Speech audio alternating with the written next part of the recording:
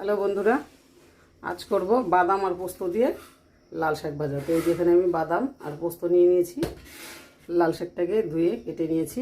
এখানে নিয়েছি পেঁয়াজ লঙ্কা। তো কড়াতে তেল বসিয়ে দিয়েছি, তেলটা গরম হয়ে এসছে। এটাতে দিয়ে দিচ্ছি খানিকটা কালো জিরে ফোড়ন, দিয়ে দিচ্ছি কেটে রাখা পেঁয়াজ লঙ্কা। পেঁয়াজটা ভাজা ভাজা হয়ে এসছে, দিয়ে দিচ্ছি কেটে রাখা শাক।